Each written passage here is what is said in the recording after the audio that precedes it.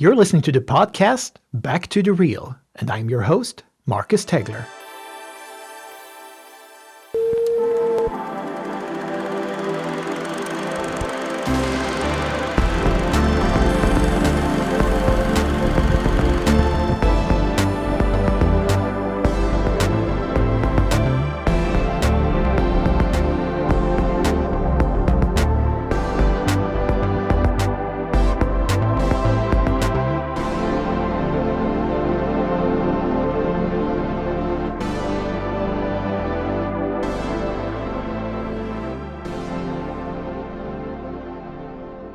Hey guys, welcome to the podcast.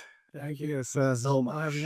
Thank you. And just thinking, start telling the audience, who are you guys? Yeah, we are a Filmsnack. Yeah, Swedish podcast. Yeah. Started out as a couple of friends, just watching movies, talking about movies all the time. So a couple of years ago, we thought why don't we make something out of that, something creative, a project. So we started recording in my kitchen, actually. Just a phone was the beginning. Now we, moved up with real microphones, stuff like that. Still in my kitchen though. But it's fun. It's like a project that has expanded over a couple of years now, and our fan base is growing and audience is growing, and so it's super fun to be here today. Thank you for being here. And I would just like to start out by saying a big thank you to you guys, because you were one of my biggest inspirations for actually starting the podcast as well. And an extra thank you to you, Johan, as well, because you helped me out in the start. But it's true. I mean, it was very new territory for me doing this. And I mean, of course, there's many stuff that is easier now today to do podcasts, like you said, with technical possibilities. But then at the same time, there's so many things behind it. You have to do where do you host the podcast, for example? Where do you start out, and what is the best way to think about when you start initially the podcast with the idea and what you would like to talk about and stuff like. So there was a lot of research in the background, but I got very much support from you as well. So So it's a big thank you to you guys. So it's extra special having you guys here as a guest as well. It's this sure. That's the fun part of it. Like starting as a project, and then it expands, and you started listening, and you got your own ideas, and you start with your own podcast, and just expanding with this creativity. It's so much fun. So much. I agree. And what inspired me very much was also the idea that if there's something I really enjoy doing is talk about movies. It's my biggest passion to talk about, and especially having kindred spirits also sharing this, how do you say, passion for the artwork, and then just completely geek out sometimes to talking about the movies.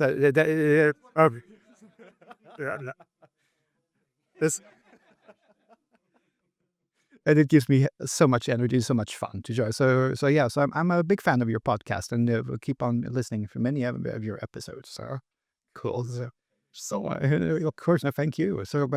So you guys are guests on the pod, and the custom is that the guest decides what they want to talk about. And now, especially, this is the first time we're actually have 3 guests on at the same time. So my question to you guys is, what would you like to talk about for the episode?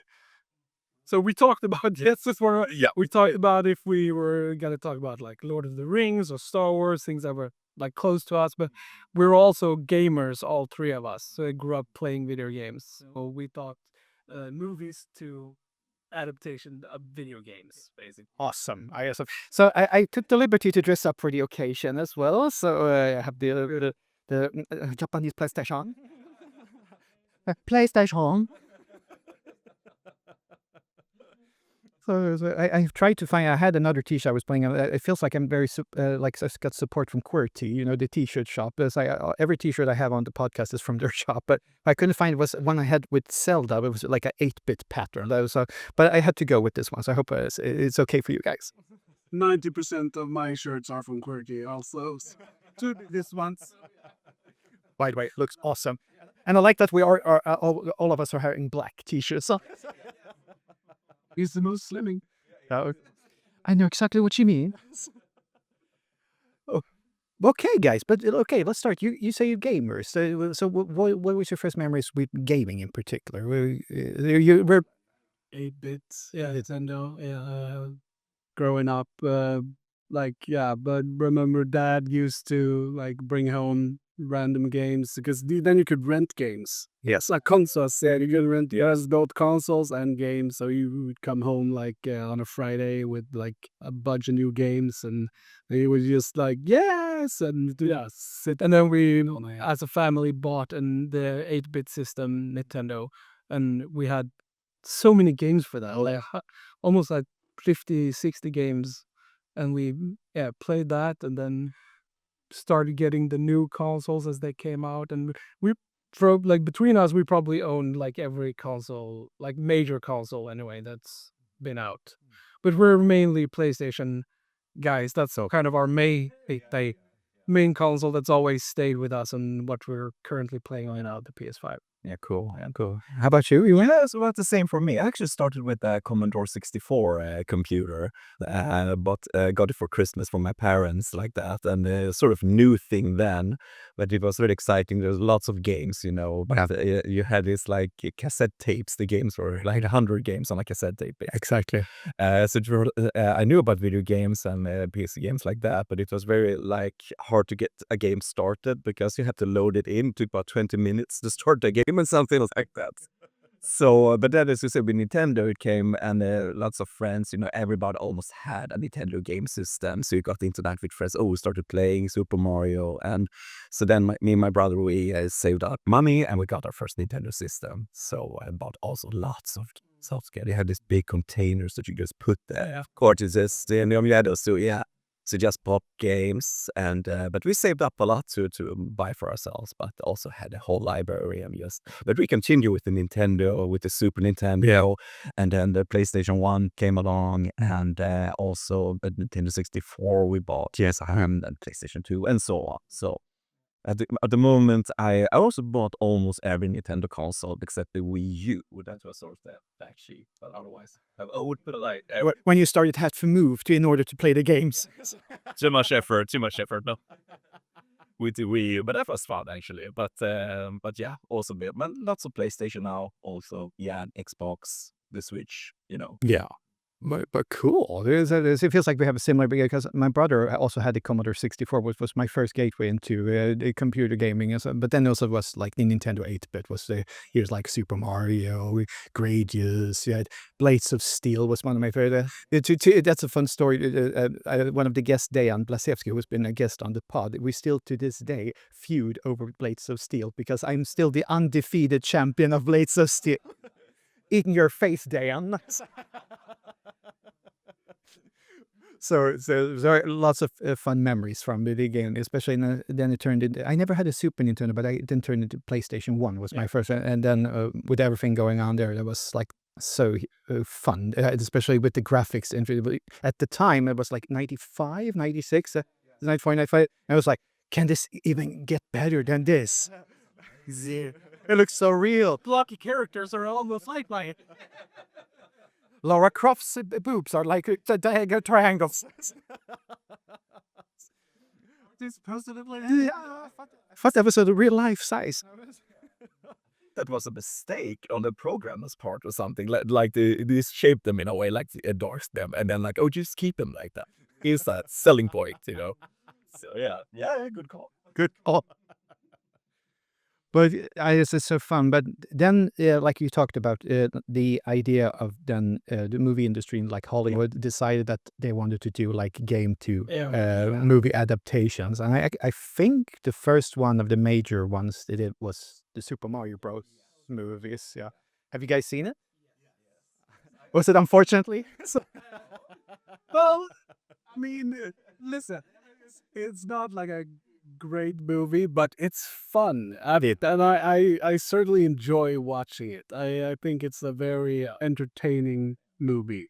And if it's not what they like maybe intended for it, but how it turned out, and I don't know, I think it definitely have its moment. This is very nice.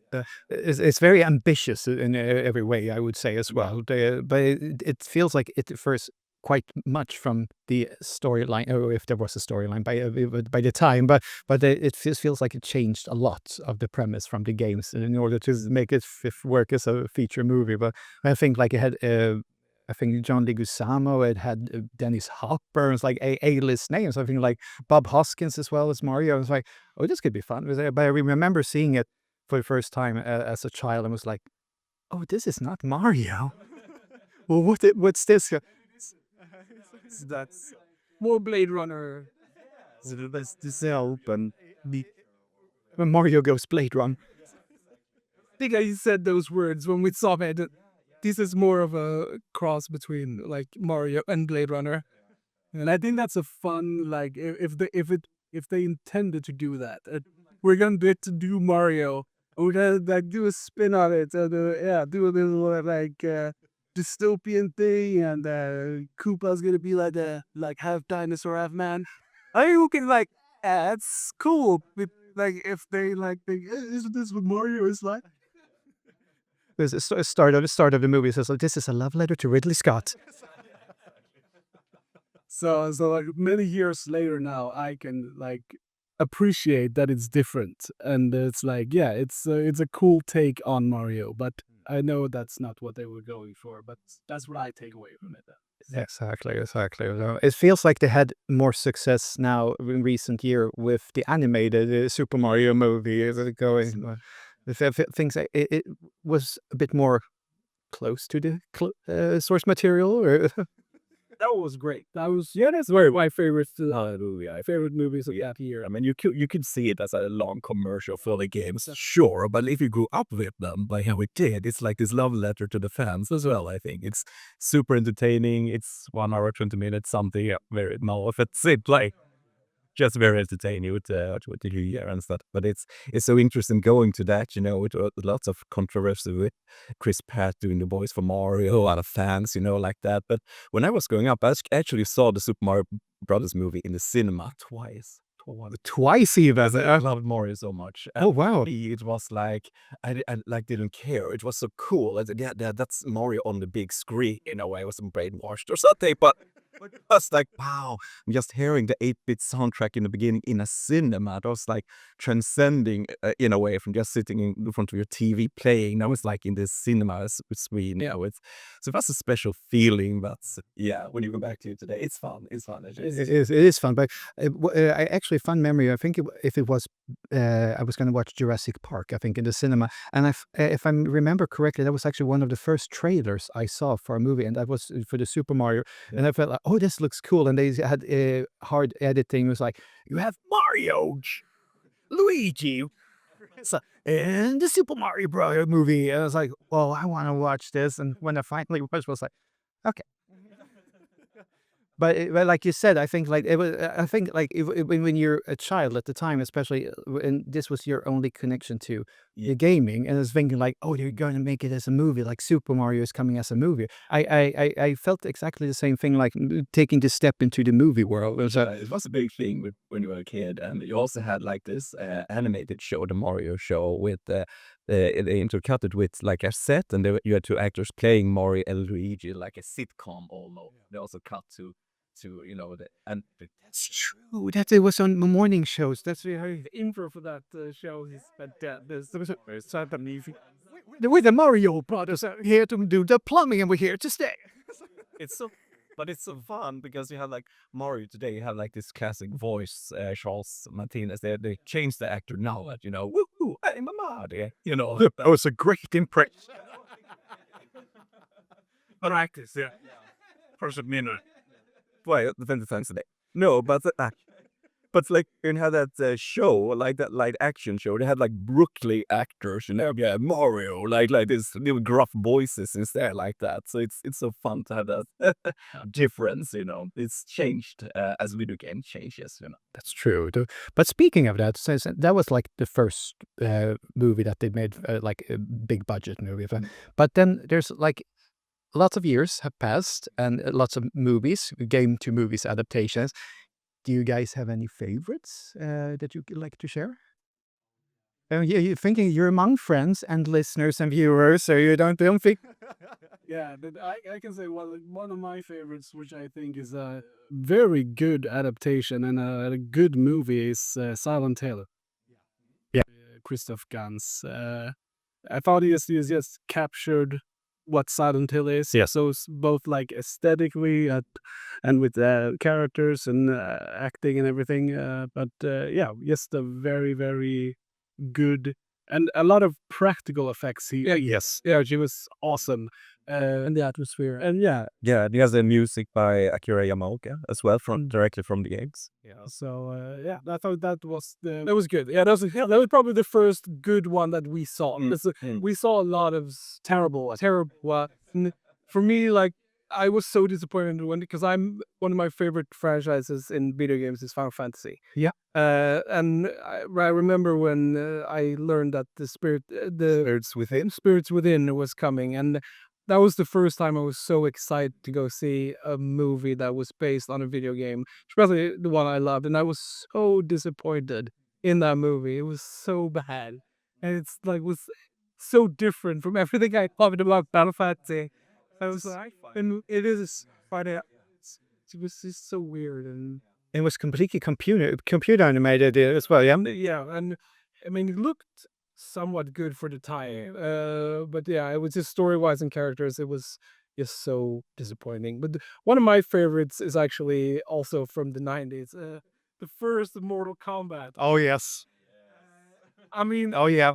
Now we're talking. just about that one, but I think it's so good and so like entertaining and like it's just such a fun time. And I also think it captures like the spirit of the game. I mean, and I think those kind of games where the premise is quite simple, those are the ones that like translates into kind of a fun. You see how with Mario and the Sonic movies, where you don't really have that intricate storyline in the games, transfers to quite good movies, where you have more like games like Resident Evil with with more like intricate storyline and Uncharted and stuff like that. Those movies don't translate as well. Also made by the same director. So from the Mortal Kombat, it's Paul W. S. Anderson. Not to be confused with Paul Thomas Anderson. The right Paul should get flagged. Yeah, that's a good example because I remember Street Fighter came the year before with Jean-Claude Van Damme, and they were talking about this is going to be the biggest movie ever, and it completely flopped, and it didn't get that critical consensus. It was just flat out bad. And then Mortal Kombat comes, and I don't know if people had like the same assumption that if this one's not going to be a hit either, but it was like a phenomenon when it came. And I remember I was a bit maybe too young maybe to see it, to watch it. But I played the games with friends, and I was like, "There's a Mortal Kombat movie coming," and then having Christopher Lambert as Raiden, Amazing, yeah, serious. and his special life. I don't think so. Oh, that's so good. But it's charming, and there's still, I think it still holds up today in some way, in many ways, especially the action scenes, the fight scenes, the choreography as well. Really impressive like set design in that movie as well. Yeah, I agree. You know, like And the creature like this Goro, like this big monster character stuff, and you have like this animatronics. Yeah, it's super cool. Lots of practical effects always age in a different way. I agree. So, how about you, Johan? My favorite. Oh, we're among friends here. Yeah, so yeah, are among friends. One of my favorites is to see the first Tomb Raider. I'm with you. It was like I really enjoyed that game when it came out. I mean, you could joke about it about Lara Croft, Yeah. in the beginning, but for me that was the first game that you could like explore like a three-dimensional world in a different way that you could before. It felt like diving into these dark caves, these chasms, and just walking into like this valley with a T-Rex walking around freely, and like it's very impressive to this day that it made that happen in the game. So I just always felt like this is the first 3D game really like you could explore and that. So and then we're making a movie, this 90s action movie, and Angelina Jolie, like perfect casting. Like I agree. like that's free as Superman or Ian McKellen as Gandalf. So that call it. But it's just so much fun. It's a dumb movie in many ways, but it's like one of those who go up with it. You just enjoy it, have it in 4K at home, and just put it on. So do I. Both that one and the second one as well is so you're among friends, so we kindred spirits. That's But I agree. But I also have both Mortal Kombat and I have also like Tomb Raider. But I'm also thinking I'm among friends now. There's one that's very very maybe unconventional, but I really liked the Wing Commander movie. Wing Commander. Because I played the game, haven't you? yeah, because that was one of memories when the PlayStation came. That suddenly you could have like cutscenes in a movie, in a game as well, but it felt like you were in a movie. Yeah. And it was this thing. It was a Star Wars game, Rebel Assault, too. I think they had like scenes intercut. Like it was so Star Wars feeling. But then there was Wing Commander.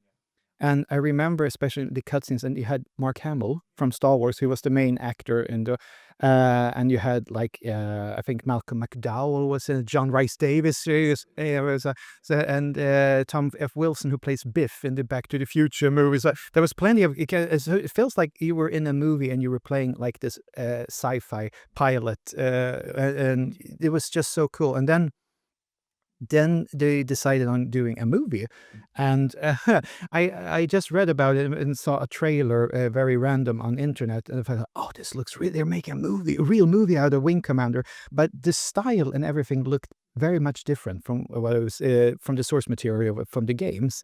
So I was a bit cautious, but it was the same director who did the games that was also gonna do the movie. But it came out, I think 99 or 2000, and then it had like the A-list actors from all the teen movies at the time. So they had Freddie Prinze Jr., Matthew Lillard, and I think they had cult actor Checky Cario and Jürgen Prochnow from Das Boot was in, and David Suchet who played Poirot or something. Yes.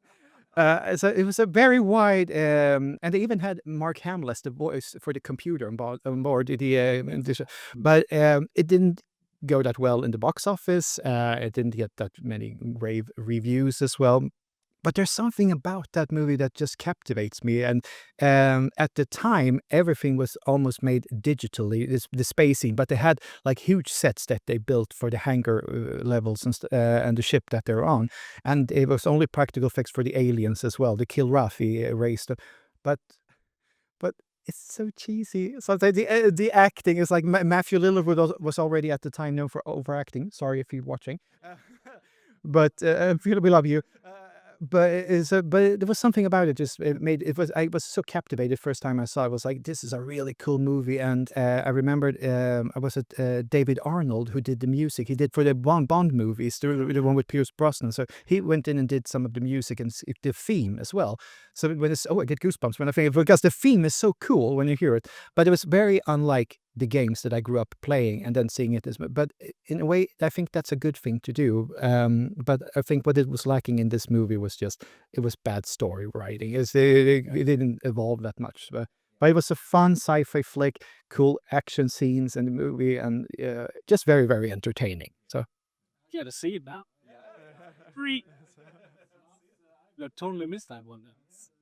So that was a fun. But when you see the post, you see like Freddie Prinze Jr. posing, like there's the sexy pilots of this.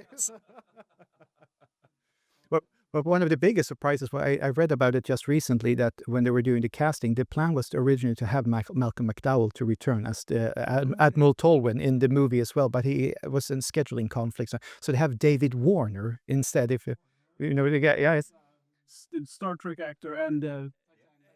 So having him as Admiral Tolwyn instead was like, okay, score. So just as those tiny minutes he's in just makes the movie. So yeah, I would say. But it seems like these are. Do you feel like watching movies in particular feels like many movies that have been made like game adaptations to movies haven't gone that well in cinema and haven't gotten that much critical acclaim. And they've made several movies during the years now, but recently, from my understanding, is that when they switched to having them as TV series, then we see a sudden change in quality as well. And the one I'm obviously thinking about the recent is like The Last of Us. Yeah. And thinking like your thoughts about that. Is it that the game adaptation works better as a TV series format than it does as a movie format? Or any thoughts about that? I guess it depends upon the game sometimes, but when you have like in a whole series, you can just pace out the story in a different way. You don't have to compress it to a single movie like that.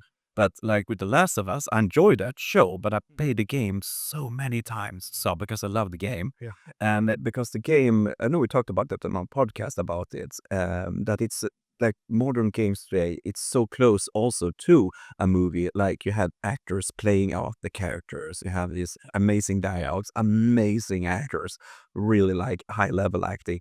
And when you start taking that and just making a movie or series about it, can be, you can't stop comparing those two. No, So exactly. if you have really good acting, you've seen this story before told, like in a 20-hour game, and you get to a series, I mean, it's different, but it's like, I found it very hard not to compare. And for me, The Last of Us was like a story, very good story in this dystopian future, but it was already better told to a different medium, Yeah. like a video game. I think that was a better medium for that story. And also you knew the story beforehand, so you had no surprises. Basically, they changed some stuff in the series, but there were no big changes, so you know where it's going, what's going to happen.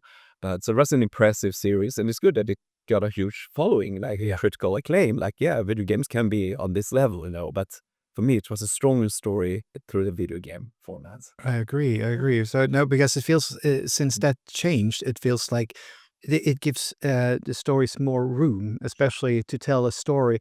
And I'm thinking like when I was growing up, for example, when you read books, you had like an own imaginative thing in your mind. Oh, this is how the character is going to look like. This is how this going to look in as a movie adaptation. And then sometimes when people then watch the movies, they could either be surprised in a good way or maybe disappointed.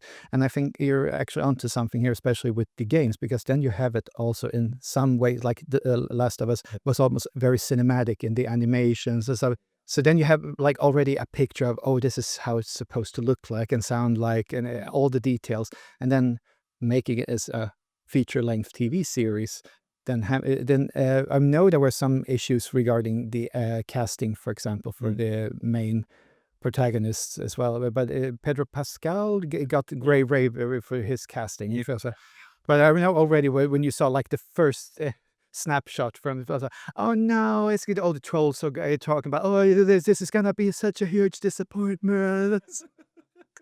From one tiny picture. So that's all you need. But I think it's interesting what you said as well, like you said with books, for example, you've used your imagination, and you did that with older games as well, you know, with this like old pixel style graphics and just text boxes talking, you know, old Final Fantasy games without Final Fantasy games. And so that's as well, you had to use your imagination. What would it sound like? What would it look like, you know? And that's also, if you're going to make from an older game, you have more creative freedom what you want to do in a movie, because it's not like that defined. So newer modern graphics. Yeah. But what you said, I think most games are so much bigger stories than like a movie. Yeah. So to like to make justice to a video game, say like Resident Evil, you can't really put all that in one movie. So yeah, most of the time it probably would be better in a TV show because then you could really like tell the whole story. But then back in the day, TV was ugly, and you didn't want to make TV, you wanted to make movies. But now that's changed, so now it's like I was gonna say, it was probably more that the TV landscape has shifted a lot, and that has become like high art in a way than, and movies have kind of. They don't take as much risk with film now, and so they keep with the big franchise and IPs, and we have smaller studio like A24 doing like their thing. So it's mainly like TV who they, I feel like they want to take risks with, and we have new like famous actors wanting to work in TV. Before, like you said, it was ugly before. Yeah. That was where you TV was where you went when your career was dead. Then you switched TV. So that's actually true. That's true. Yeah, but it's like it fosters career, and you can get very big, and A-list people want to, like De Niro. Yeah, just give us of his first TV show, for example. So yeah, I mean it's switched a lot. I think that's mainly one big difference why we see these games being adapted. But that's very true what you say, because I wouldn't maybe not death sentence, but it felt like that was a downstep. Where if you had like A-listers, Oscar winner actor and actress, then suddenly started making TV, and it feels like there was a downgrade for them. But as you said now, seeing how it's like if it's not now the last years, I mean, it's a huge golden era for TV. And I myself, I mean, I'm still a movie buff, but I'm realizing I'm watching more TV series now than I did before, and it almost even more than movies even. But it's just that it's so accessible, and it can keep so much high budget and all of these as well. The productions are very, very high levels. I mean, it's that's so what makes it so much entertaining as well. I feel like they're like finding like creative projects find their home, like on Netflix, for example, taking a chance on a project. And one of my favorites is also Castlevania, the animated series Castlevania. Yes. The 4 first seasons, I think. The next now here, the 2 last ones are so. Oh, I am the opposite. Is it interesting? We had a big Castlevania debate here. Nocturne. I'm sorry. No, but that was, I mean, for me, that was because I grew up playing those games and just having that story, they're picking good, like, parts of the stories. Yes. Dracula's background is one of the best characters in that show. And I agree. and also with Alucard and the Belmont family, they have all that, just picking it and giving it like 4 seasons, like a complete story. And it just blew me away what you can do, and just finding that in animation. And we also have a masterpiece basically in arcade. Yeah, arcade. Yes, I've never played League of Legends, but it's one of the best things I've seen in my life. It's like it's beyond what it originated from. So it's it's fine. It's fun to see how they start these projects on streaming platforms. I agree. It's so much fun, and especially when you have so much source material that you can use as well, and then trying to do something maybe unique, but they also at the same time staying true to the source material as well. So that's what I think they did very well with The Last of Us. You mentioned as well, because I have to be honest, I didn't play it that much. I only played parts of it in the part 2 as well, so I knew some of the storyline, but I remember especially the 3rd episode of that got so much attention. Sure. I mean, I might exaggerate now, but I think that's one of the best things I've seen in television history. But that's a interesting thing, how they changed the story from the game and they made it to something unique, but in the same way staying true to the TV game, especially the games. So it's a fun area where and also the fun thing is that, like you mentioned as well, that instead of having so many movie adaptations that don't get the success that they think it's gonna be. I mean, there have been some, but of course, like Mortal Kombat, of course, the reptile.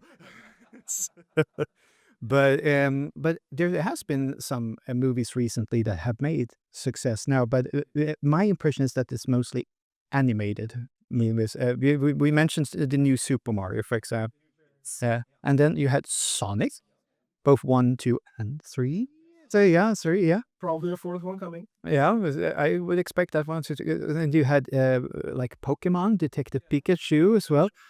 So it's an interesting thing. It doesn't feel like the big budget like action fantasy movies. So, but one I have to mention, it's not maybe video game, but an honorable mention, but it's more board game. Was the Dungeons and Dragons movie with Chris Pine. To me, that was one of the funniest movies I've seen for some but for some strange reason, it didn't go as planned with the box office review, but it got good reviews from what I understood. And I mean, the idea and the acting is so hilarious. I laughed out loud so many times when I saw that. And I've seen it 2 times now at least.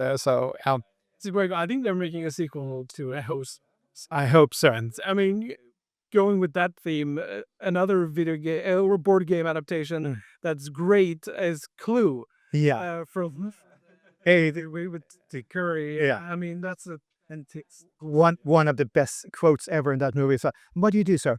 I'm the butler. So what is it that you do? I buttle."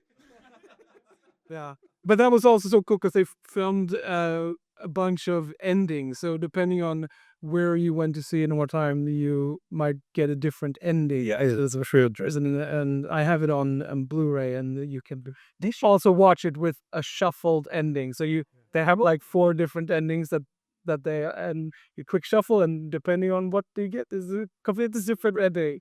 That's super cool. Yeah, I love that. So another board game movie that's not so good. It was Shadow Shaper. Wait, say not that. Terrible. To bottom. So not all, but I think like the main problem with video game adaptation is that Hollywood back in the day had no ideas what what video games were all about. I doubt they even played the games most of the time. They only want to cash in on a popular thing. There's like, here we can make money. Let's try and do it. But kids like this, we should make this. Yeah, it's like very various tone. Nowadays, I think it's the gaming has become more accepted. Yeah. And everybody is a gamer now, and everybody can be a gamer. Thank you, Big Bang Theory. So just virgins living, not see. They can be gamers. So I think that helps a lot with both getting good people to do the adaptations. So they are getting the right amount of backup with money and stuff like that. So Yeah, it hasn't had like our generation that grew up on them. Yeah, come up to that age working in the industry and have to have background. I mean, having gamers, for example, and then you have also test audiences. It's easier to test out what you're doing and feel like how the reception is gonna be, and to better shape a product that people will like. I think the Sonic movies are an excellent example of that because the early design of Sonic was heavily criticized online. But that was where the community spoke out and the filmmaker actually listened to the audience and they changed the design. And I think that's the reason why those movies are so successful, because completely they kept that design. Exactly. So, I mean, they listen to the audience, and as a reward, they will go and see your movie and keep it alive. So and now we have 3 movies in that franchise. So I think. But for me, it awakens a very interesting question, because then when you make the movies, for example, I totally agree with you with the Sonic, because when I first watched the trailer, I was like, what's this character? It was like, who is that? Who is this? I don't remember him looking like that, though. But it also awakens for me the question with creative freedom. Because who is when you're doing the movie for? Is it fans, or is it, are you doing it for the broader mass? Yeah. And also, do you have as a director, I'm thinking, or like a production team, you have a visually idea of how it's going to look like. This is how we want to portray Sonic. And so, but then when you get the backlash that they do, I laughed I laughed so loud out when I saw it, but then at the same time, I felt so bad for the guy or people that had created it from the first, all the hours of rendering this character for the trailer. They go like, "You're bad. You get out of the picture."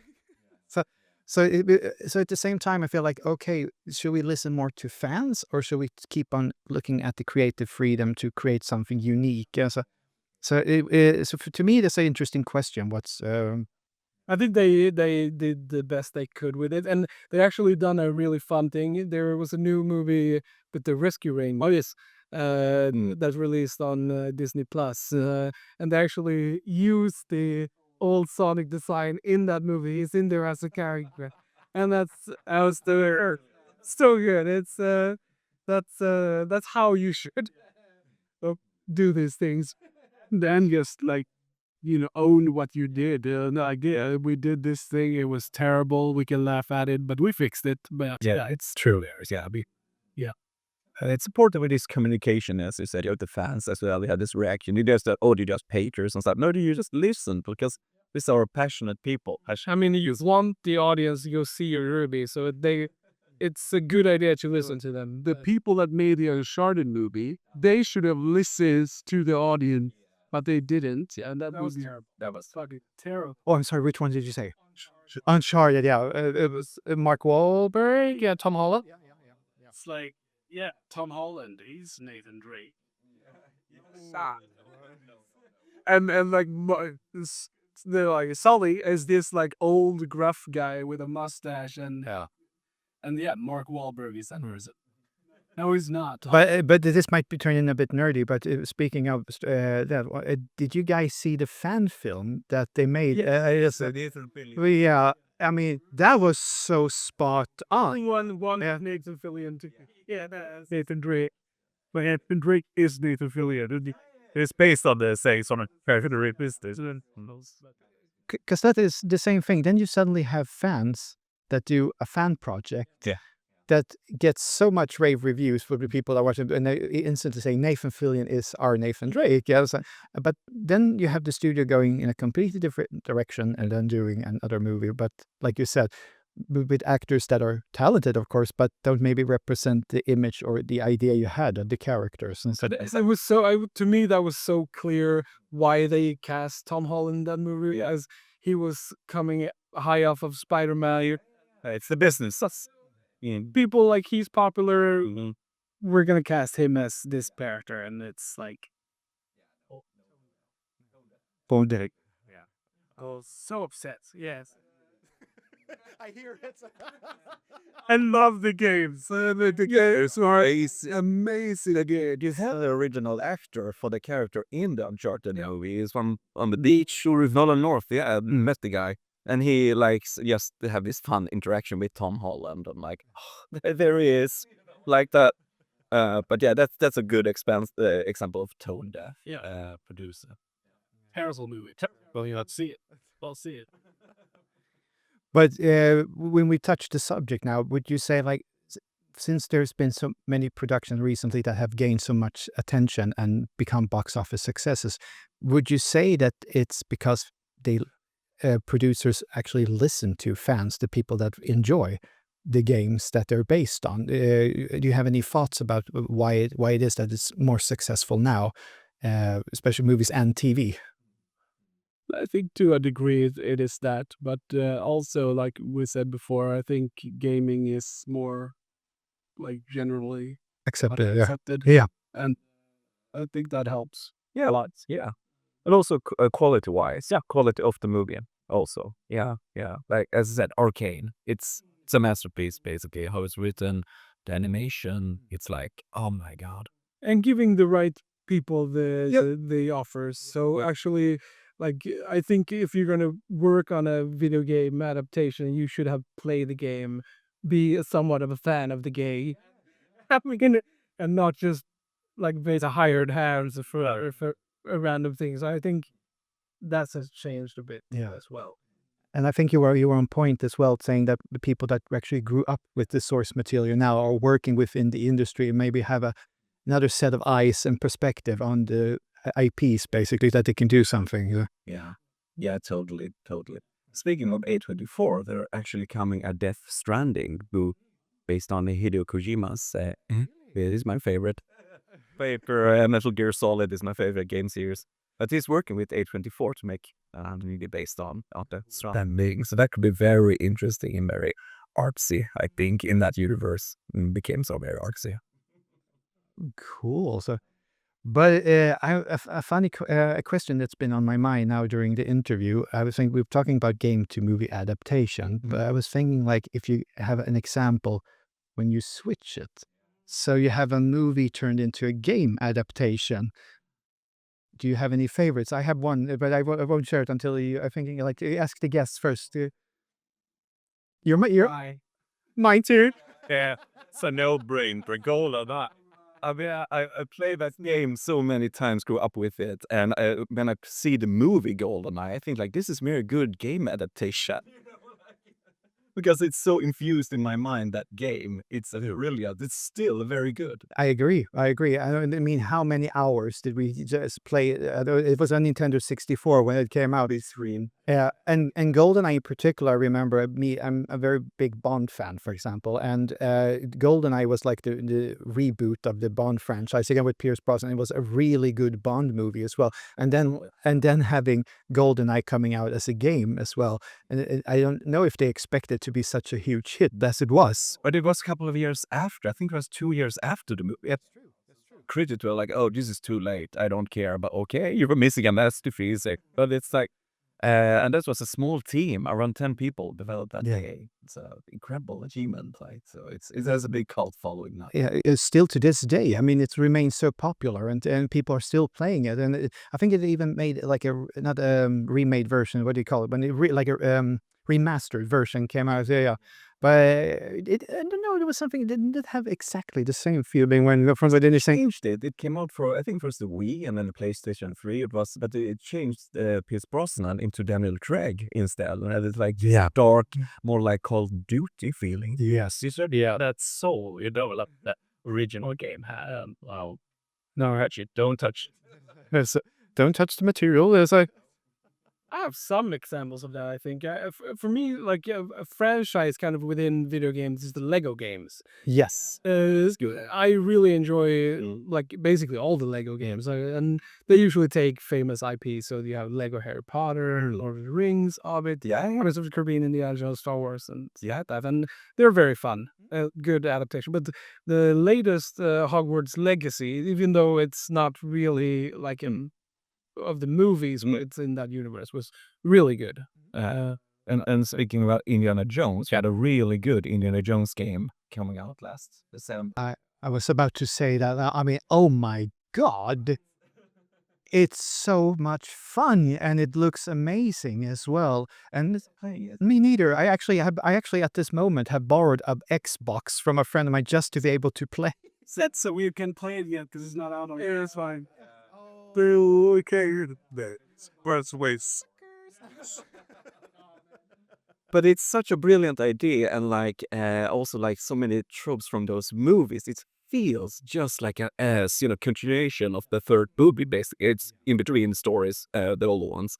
But it's like just the way you hit people in that game. You have that big punching sound. You laugh. It's like Ben Burt design. It just feels like Indiana Jones and gathering clues and the humor and the story, good story, and like I agree, and it's so large as well. The different maps that you play on and the settings. I mean, it's enormous game. I just stopped playing the Egypt level, just then into the pyramids. And when I went to bed, I just saw pyramids everywhere. So I was playing it. It was incredible for sure. Yeah.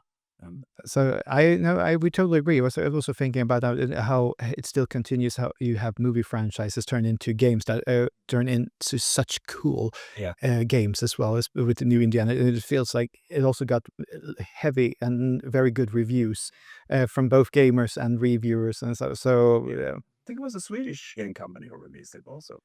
Yes, it was the same that it made Wolfenstein. I think. Yeah, that's true. We have a Swedish character in that game, SMEs. It was still different when you played the original Wolfenstein, going in the corridors.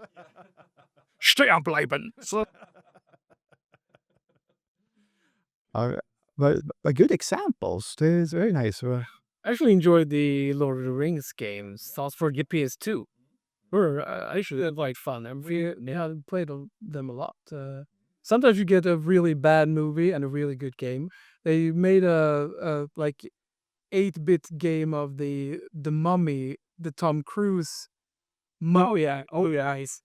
They made like a Metroidvania style 8-bit game of that movie, and the game is great, but the movie is terrible.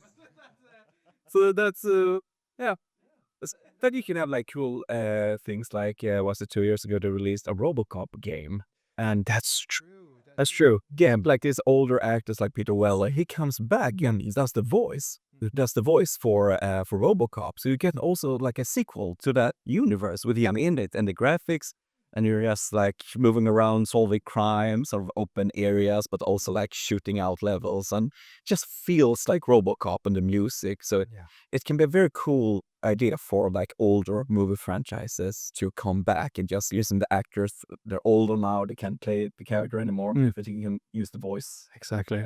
Come back as voice actor. So But it's pretty cool. we have to do an honorable mention then with when we talked about Mortal Kombat. Have you seen the latest add-ons for the new Mortal Kombat game? That It's like Terminator. you have Terminator, you have Conan the Barbarian, but the recent release was the T-1000 from the Terminator movies, and then you had also RoboCop is also Peter Weller doing the voice as well, and you had Rambo. You had the Xenomorph from Alien and the Predator as well.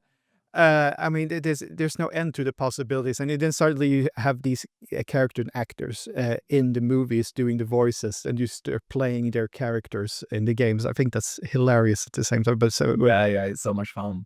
so Also have to mention Alien Isolation, I think, as a game. That's a very good continuation of the Alien story that feels like the trilogy really got this confined environment. yes, Playing as Ripley's daughter in that game, what happened to her, and also like, it feels like walking around in a movie, basically. But it's so well designed, and this alien xenomorph chasing you quite randomly, so it's on their toes. It captures the feeling of that intense. this extremely claustrophobic feeling when, especially if you're playing with headphones. Then it gets even more creepy. So that's a really good idea. I don't know, sorry, good suggestion as well. So, but guys, I'm thinking of maybe like you guys notice, I think we can go on for hours and hours and hours. But I think we have to do at least another episode, finding either continuation of this or doing stuff. But if you could list like your top 3 movies from game to movie adaptations, which would these be? If you do it individually, if you do it as a group together, we list the top 3. We've mentioned already some, but if we've maybe missed one of them or something. Well, I think I can go Sound Hill, Sonic, and Mortal Kombat. I can go, speaking of TV series as well, Castlevania is my favorite. I love those games. I just love how they translated that into this series, but we have to debate that. I was actually saying that we have to debate it after the FFR. And second place, Arcane, even though I haven't played the games, they're so damn good, those seasons. And the third, of course, Tomb Raider has to be on that list. Yeah. Tomb Raider has to be on that list. I agree. And I think I will go Mortal Kombat at Silent Hill, and probably the new animated Super Mario Brothers. That's a lot of fun. Yeah. That's a good suggestion. So, but my last question to you guys would be, since we're rounding up now what we talk about, what is it you think is that these movies resonate so much with us? I mean, of course, we've talked about the gaming, is the memories, the nostalgia and stuff. What would you say is the biggest thing that you take with you when you, from knowing from your childhood, growing up, for example, with the games, and then when you see the movies there, what are you feeling when you're watching them, for example? As you mentioned, for like Tomb Raider, you mentioned Mortal Kombat. The feelings, just in general, when you're watching them. I mean, for me, it was like nostalgia is a major theme. I noticed that when we watched the Super Mario Super, they had Very thick nostalgia. they use like from like Kid Icarus, and stuff like that, and they have sort of like ringtones with the GameCube signal, and it just triggers a lot of like memories and feelings and stuff. So for me, like growing up in the 80s and 90s, it's probably nostalgia. Yeah. Yeah, but I would also say that. But also, it's just fun to see like your favorite games come to life in a like new way, and you can experience the same story again. But this time, you don't have to actually do it yourself. You can just sit back and relax, watch it play out. It's truly nice. I agree, especially like if it's a scary game. Yeah, I can't say play horror games. I enjoy the movie adaptations. Yeah, but I agree completely. And also, like, for example, Castlevania, like, you can take characters that are very simple, but have, like, in the old games, they have no character. They have this pixel look. but you can write them as complex characters, complex people, and give depth to the story, so you get much more engaged in what's happening. But also a nostalgia, you can have like this music from the games. Yeah, the second season of Kosovo has this amazing fight in a big hallway when they're in the castle, the heroes, and you have this bloody tears, the soundtrack from the second game just start pumping, and then you have this epic fight. I'm like, oh my god, I see it by it's so well made, and it's compassionate people. I agree. So good suggestions. So in case we've missed any movies that you think that would be good for having on, list them in the comments and give us your examples of movies that you really enjoy, game adaptation into movies. So hopefully we'll maybe mention in a future episode or something. Johan, Kristoffer, thank you so much for being guests on the pod. And I hope that you will maybe return in a future episode. Absolutely, you have to come visit us. Yeah. I would be happy to. And listeners, be sure to listen to their podcast, Filmsnack. It's available on YouTube. And how many episodes are you up now? Oh, wow. Go and find your favorite movie. We probably... It's true. Cool, guys. Thank you so much. Thank you so much for watching the podcast. If you enjoyed what you were watching, please remember to hit like and subscribe. It helps me with the channel and it helps me create more content.